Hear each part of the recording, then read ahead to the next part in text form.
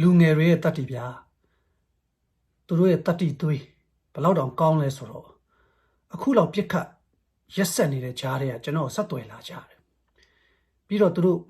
အကြံဉာဏ်လေးတွေကျွန်တော်နဲ့ဆွေးနွေးတယ်ကျွန်တော်ပြောပြတယ်အကိုတဲ့မတ်လ29ရက်နေ့ကဖက်စစ်တော်လှန်ရေးနေ့မဟုတ်ဘူးလားကျွန်တော်မှတ်ပါတယ်ညီလေးတို့လို့အခုမင်းအွန်လိုင်းရဲ့ဖက်စစ်တက်တွေကိုကျွန်တော်တို့လာမယ့်မတ်လ29ရက်နေ့ target ထားပြီးတော့အပြင်းထန်တော်လှန်ခုခံသွားမယ်လို့လူငယ်လေးတွေကကျွန်တော်အသိပေးလာတယ်ဒါကျွန်တော်စကားမဟုတ်ဘူးကျွန်တော်အုံကျူးမဟုတ်ဘူးလူငယ်တွေပြောပြလာတဲ့စကားကျွန်တော်စက်သိန်းအောင်ထားတယ်ဗျာညီလေးတို့တတိထားကြဘဝဆိုတာရင်ဆိုင်ရတဲ့တိုက်ပွဲပဲကျွန်တော်တို့နေ့စဉ်ရင်ဆိုင်နေရတယ်ဒီလိုလက်နက်ကင်အကြမ်းဖက်သမားတွေကိုရင်ဆိုင်ရတာမျိုးမဟုတ်ရင်တော့တနေ့တနေ့စားဝတ်နေရေးမိမိပညာရေးမိမိလူမှုရေးမိမိစီးပွားရေးအတွက်လူတိုင်းဟာတိုက်ပွဲဝင်နေကြရတာဖြစ်ပါတယ်ဒါကြောင့်အဲ့ဒီလူငယ်လေးတွေကိုတတိထားကြအောင်မြင်ကြပါစေကြောင်းကျွန်တော်အကြံတချို့ပေးပြီးစူတောင်းမြစ်တာစကားကျွန်တော်ပြောကြားပေးလိုက်ပါတယ်မှန်ပါတယ်မတ်လ29ရက်နေ့ဟာတကယ်တမ်းတော့ဖက်စစ်တော်လှန်ရေးနေ့ဖြစ်ပါတယ်နောက်ပိုင်းကျမှဦးကြောင်ရားတွေကတက်မတော်နေ့တွေနာမည်ပြောင်းပြစ်တာဒီကိစ္စတွေနဲ့ပတ်သက်ပြီးတော့ဒီနိုင်ငံသားအထူးသဖြင့်လူပြူတွေပေါ့ဘိုးတွေနဲ့ကျွန်တော်တို့ရဲ့ဂျားထဲမှာအာရှတိုက်သားတွေရဲ့ဂျားထဲမှာနည်းနည်းကွဲလွဲတဲ့စဉ်းစားမှုပုံစံချင်းကပ်မှုပုံစံပေါ့လေသူတို့နဲ့ကျွန်တော်တို့ကအရှိနဲ့အနောက်ကရုပ်ရည်ဒီကိုနေဟန်သားရုပ်ရည်အသားရည်ချင်းသာကွာတာမဟုတ်ဘူးဗျအတွေးခေါ်တွေလည်းကွာတယ်အနောက်နိုင်ငံသားတွေလူပြူတွေကကျွန်တော်ဘောလုံးကန်တယ်ဗျဒီမျိုးမှာဘောလုံးကန်တယ်ကျွန်တော်ဘောလုံးအသိ2သိန်းပေါင်းရင်လူပြူအယောက်30ကျော်ကျွန်တော်ဒါပေါင်းတင်ဆက်ဆံတာပေါ့ဗျာတစ်ပတ်မှာ2ပွဲကန်တယ်ဗုဒ္ဓဦးနေ့ club နဲ့တောက်ကြနေ club ကျွန်တော်2ခု join တာဒီကောင်တွေကလာကန်ရင်တော့မှသူတို့ကားရဲ့နောက်ထဲမှာဘောလုံးကန်ဖက်နဲ့သူတို့ထုတ်ကြရင်ကျွန်တော်လည်းထုတ်သူတို့လည်းထုတ်ကားတွေဒီလိုရှင်ရက်ထားပြီးထုတ်ကြရင်တနတ်ဒီဗျနိုင်ငံမှာချိတ်ထားတဲ့ကောင်မျိုးရှိတယ်ပေါ်တင်နောက်ဖုံးရဲ့ကျမ်းပြင်မှာချထားတဲ့ကောင်ရှိတယ်ဟိုတနေ့ကများ M16 လို့ပြောင်းရှည်ချထားတယ်ကျွန်တော်နိုင်ငံကိစ္စကလည်းအရေးကြီးနေတယ်ကျွန်တော်ဘောလုံးမကစားပြစ်ဖို့သူတို့ကဏ္ဍခဏသွားကြည့်ရင်လည်းအဲ့ဒီထဲမှာစစ်ပြန်နေလဲပါတယ်ဗျစစ်ပြန်6ယောက်လောက်ပါတယ်တယောက်ဆိုရင်ဘိုးမူဟောင်းအတီးရားတဲ့သူ့နာမည်ကလက်မနဲ့လည်းညှိုးပြတ်နေတာမိုင်းသွားရှင်းနေထိသွားရတာပေါ့အနားယူလိုက်ပြီအဲ့ကျွန်တော်သူတို့ဘောကံပြီးတဲ့အချိန်ဘီယာတောက်တယ်သူတို့ကကျွန်တော်ဘီယာထိုင်ပြီးသူတို့ကျွန်တော်ပြောပြတယ်ကျွန်တော်နိုင်ငံအကြောင်းသူတို့ကအမေရိကန်တွေကထူးသဖြင့်အဖြူတွေကတမျိုးဗျသူတို့အပန်းဖြေတဲ့အချိန်မှာသူတို့စိတ်ညစ်စရာပဲလာပြောရင်ကြိုက်လိမ့်မရှိအဲ့တော့ကျွန်တော်မနေ့ချင်းကပ်ပြီးစကားပြောရတာပေါ့နော်လောက်ပါကွာ9မိနစ်10မိနစ်လောက်ဆွေးနွေးခွင့်ပြုပါငါတိုင်းပြည်ဒီလိုဖြစ်နေလို့ဆိုတော့သူတို့ကပြုံးစီနေဟိုမင်းတို့အဲ့ဒါအခွင့်ကောင်းတဲ့ကျွန်တော်ကဘာ what လို့အဲ့ဒါအခွင့်ကောင်းမင်းတို့တိုင်းသူပြည်သားတွေအစည်းလုံးဆုံးအညီညွတ်ဆုံးဖြစ်ရမယ်အချိန်ဒီလိုမတရားဖိနှိပ်စစ်ဘေးစစ်ဒုက္ခရဲ့အနိဋ္ဌာယုံနေဆိုတာတိုင်းသူပြည်သားရဲ့တွေးကိုပို့ပြီးတော့စီးလုံးစေတယ်တွေးကြွစေတယ်ညီညွတ်စေတယ်သူပြောတဲ့စကားရဲ့အဓိပ္ပာယ်အဲ့လိုဗျငါတို့အမေရိကန်ပြည်ထောင်စုကပြည်တွင်းစစ်ကိုအကြီးကျယ်နှစ်ပေါင်းများစွာတိုက်ပြီးတော့ဒီလိုပဲအသက်သွေးချွေးတွေစတေးခဲ့ရတာဒါကြောင့်ဒီစစ်နဲ့ပတ်သက်ငါတို့ကအရန်စီးလုံးနေငါတို့နိုင်ငံအတွက်ငါတို့အရန်စီးလုံးနေမဟုတ်မတရားတဲ့ကိစ္စနဲ့ပတ်သက်ရင်လည်းအရန်စီးလုံးနေပြီးတော့လက်နဲ့လာပြီးတော့အနိုင်ကျင့်လို့မရဘူးငါတို့ကအသေးပြန်ချမှာမင်းတို့နိုင်ငံမှာအခုချတော့လေတဲ့ချအောင်လက်နဲ့မရှိဘူးလို့ကျွန်တော်ပြောတော့ဟာမရှိတာနဲ့ချပေါ့ငါတို့ဆိုပျော်ပျော်ကြီးချမှာဟာဒီကောင်လေးရဲ့စိတ်ဓာတ်ကအဲ့လိုအဲ့ဒါနဲ့ကျွန်တော်ပြောပြတယ်ငါတို့ကစစ်ရေးငါတို့ပြည်သူလူထုကစစ်ရေးနဲ့ပတ်သက်လို့အတွေ့အကြုံဘဟုတုတလက်နဲ့ဘာမှမရှိဘူးသူတို့ကလေ့လာမထားကွာလို့အေးချမ်းတဲ့လူမျိုးဗုဒ္ဓဘာသာဝင်တွေဖြစ်တယ်အဲ့ဒီအခါကျတော့သူတို့ကဘာပြောလဲဆိုတော့ငါတို့ကြားတယ် UN US တွေဝင်လာမလားလို့မင်းတို့တိုင်းသူပြည်သားတွေကမျှော်လင့်တယ်ပေါ့တကယ်တော့မိမိတိုင်းပြည်ရဲ့အရေးကိုမိမိရပဲ လုံးဝမှာပေါ့လေသူတို့အဲ့လိုပြောတယ်ဗျငါတို့သာဆိုရင်တော့ဘယ်သူမှမမြောက်ချမယ်ဆိုတော့ဘိုးတွေရဲ့အတွေးခေါ်နဲ့ကျွန်တော်တို့ရဲ့အတွေးခေါ်ပေါ့နိုင်ငံသားတွေရဲ့အတွေးခေါ်နေကျွန်တော်တို့ကနည်းနည်းအလန့်ဝေးနေတယ်သူတို့မြင်တာတော့ကိုယ့်ဘာသာကိုလုတ်ကြကွာဒီရဲရင်ပြက်သားသားပြန်လုတ်ကြစားမှာဝှားပေါ့ကျွန်တော်ဘောလုံးကစားရင်ဘောလုံးကွင်းမှာကြမ်းတယ်မင်းကိုကြည့်ရတာမင်းခက်ချမ်းခပ်ပြက်လူပဲမင်းတိုင်းသူပြည်သားတွေအဲ့လိုခက်ချမ်းခပ်ပြက်ဒီကိစ္စမှာလဲတုံ့ပြန်ရမယ်ဆိုတော့ကျွန်တော်ကလည်းပြောပြပါတယ်ငါဒီတိုင်းပြည်မှာ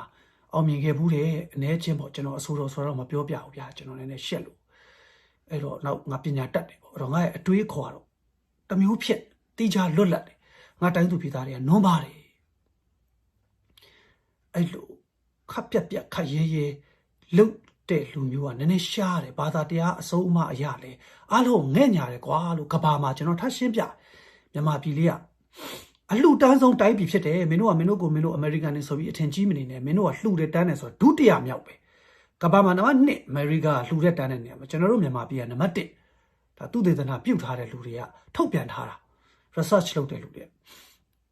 ဟုတ်လားတဲ့အဲ့ဒါကြတော့သူတို့အံ့ဩသွားတယ်ဟုတ်တယ်အရန်လှူဒန်းလို့စိတ်ထားနူးညံ့တယ်ကွာလို့အခုတော့သူတို့တဖြည်းဖြည်းချင်းပြောင်းလဲနေရတာပေါ့တော်လိုင်းကြီးကာလမှာလို့ဘယ်လိုပြန်ခုခံတွန်းလှန်မလဲပေါ့အဲ့တော့ကျွန်တော်သူတို့ပြောတဲ့စကားတွေအိမ်ပြန်ရောက်တော့စဉ်းစားတယ်မှန်တယ်ဗျကျွန်တော်2အိမ်ကျော်လောက်မှာဆိုရင်အသက်80အဖိုးကြီးဖွားကြီးလင်မယားရှိသူတို့အိမ်သူတို့ဆေးတုပ်တာဗျသူတို့ခွေးတွေသူတို့ညနေထွက်ကြောင်းတယ်သူတို့အိမ်သူတို့ဆေးတုပ်တယ်သူတို့မြက်သူတို့အပင်ပေါ့တစ်ပင်တွေရှိတယ်ဒီပြည်နယ်ကတစ်ပင်တွေတိတ်များသူတို့တန်ရှင်းလုပ်တယ်80ကျော်ပြီဗျမကျွန်တော်တိုင်းပြည်မှာဆိုရင်တော့အမေကြီးနားပါအဖွားနားပါ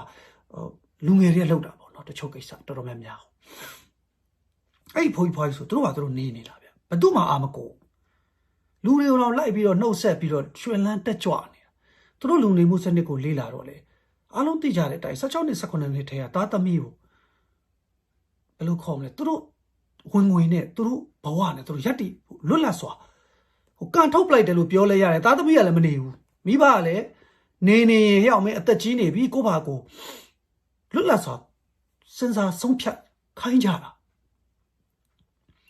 အဲ့ဒီခါသားသမီးတွေငငယ်ရွယ်နဲ့အိမ်အောင်ကြတယ်18နှစ်18နဲ့ခလေးမွေးတဲ့18နှစ်နဲ့ခလေးမွေးတဲ့လူတွေလည်းရှိတယ်မိန်းကလေးတွေပေါ့ယောက်ျားလေးတွေလည်းခလေးအဖေဖြစ်အဲ့ဒီခါကျမိဘတွေကဘာမှမပြောဘူးဗျဟာမင်းတို့အတွေ့အကြုံရတာပေါ့သားသမီးစောစောရတော့ဟလာဘဝမှာမှားတာရှိရင်သင်ခန်းစာယူမှားအောင်လုပ်စောစီစီဒုက္ခရောက်ရင်ဒုက္ခကိုစောစီစီရင်ဆိုင်နိုင်သွားတာပေါ့ဆိုတဲ့အတွေးမျိုးကျွန်တော်တို့မြန်မာပြည်မှာကျွန်တော်ငယ်စဉ်ကအစလို့အခုတည်းဟလာစောစီအိမ်အောင်ကြမယ်ခလေးတွေမွေးပညာရေးထိခိုက်မယ်ဘဝရေးရာထိခိုက်မယ်ရှေ့ရေးထိခိုက်မယ်ဒီကောအဖြူတွေကနိုင်ငံသားတွေကအဲ့လိုမတွေးဘူးဟာမွေးစေးဝါနည်းနည်းစားပြီးတော့တုံးကြည့်လိုက်တယ်သူတို့သားသမီးကိုဘာမပြောပထမပိုင်းမှာဟုတ်ပြီဟိုကောင်မကောင်းတာကိုသိလာပြီဒီကောင်ပညာရေးလည်းမကောင်းတော့လူမှုရေးစီးပွားရေးဘာမှအဆင်မပြေတော့ဘူးဆိုမှမင်းနားလဲပြီနော်လို့ပြောတာလက်တွေ့ဘဝကိုသူတို့ကဖြတ်တန်းတာဗျအဲ့တော့ဒီစစ်ပြန်တွေကကျွန်တော်ပြောတာတော့ဒါချမှာပဲပေါ့နော်အခု CRPH ကလည်းဒီခုခံရေးနီလန်းတွေရောဘာတွေညာတွေရောထုတ်ပြန်လာပြီဆိုတော့ပြည်သူလူထုလည်းဒါမိမိရဲ့ယုံကြည်ချက်အတွက်မိမိတိုက်ပွဲဝင်ရမှာဖြစ်ပါတယ်အားလုံးပြောပြပါတယ်ကျွန်တော်ဆိုရင်ပုတ်ချအဝေဖန်တိုက်ခိုက်ကြတာပေါ့ဗျာပြည်ပကနေမင်းကလွတ်မြောက်နေမြန်နေအားချောင်းနေတာလားပေါ့ကျွန်တော်ရှင်းပြပါရစေကျွန်တော်ဘောလုံးကန်ရင်တော့ဒီကောင်လေးကားထဲမှာတနတ်ပါလာတယ်ဗျာကျွန်တော်နှစ်ခါရှိပြီးရံဖြစ်တယ်ညှိတယ်ပေါ့ဗျာဘောလုံးကစားရင်ကျွန်တော်တနတ်နဲ့ရံပြူတာဖြစ်စီတစုံတစ်ခုဖြစ်စီကျွန်တော်ပဲရင်ဆိုင်ရမှာအမေရိကအင်မတန်လက်နဲ့ပေါ်တဲ့နိုင်ငံဖြစ်တယ်အယူတွေလည်းရှိ depression ရနေတဲ့ကောင်လေးကောက်တယ်ပေါ့ဗျာအားလုံးကြားဖို့မှာပေါ့ဈေးဆိုင်ထဲဝင်ပစ်တယ်စူပါမားကတ်ထဲဝင်ပစ်ကြောင်းထဲမှာပစ်လူမြင်ကွင်းမှာပစ်ခဏခဏပဲရင်ဆိုင်တော့ပဲမြန်မာပြည်ကကျွန်တော်ထွက်ခွာလာပြီးနောက်ပိုင်းမှာနိုင်ငံသားတွေနဲ့တွေ့တဲ့အခါတိုင်းရန်လိုတဲ့လူရှိတယ်အေဂျင့်တဲ့လူရှိတယ်အေဂျင့်နဲ့အရက်ဒေတာရှိတယ်ပြဿနာများတဲ့အရက်ဒေတာတွေကျွန်တော်ဖြတ်တန်းနေရတယ်ရင်ဆိုင်တော့ပဲဘဝဆိုတာယနေ့ကျွန်တော်မိတ်ဆွေများဆွေမျိုးသားချင်းများကျွန်တော်ချစ်ပရိသတ်များကျွန်တော်လူတွေ ပြည်တွင်းမှာဒီလောက်လက်နက်ကန်ရက်ဆက်တဲ့ဖက်စစ်တပ်တွေမရိုင်းတဲ့ကောင်တွေလူသားသမားတွေကိုရင်ဆိုင်နေရတယ်ဘဝမှာဒါမျိုးကျွန်တော်တို့ကြုံလာရပြီဆိုရင်ဆိုင်တော့ပဲကျွန်တော်လည်းဒီမှာဒီလိုပဲဗျရင်ဆိုင်နေရတာပဲဘောလုံးကစားရင်တော့28နှစ်ကောင်တကောင်ကျွန်တော်ထိုးဖို့စူးစမ်းတာကျွန်တော်စမ်းကြောင်းသားဗျဘယ်ထိလိမ့်မလဲ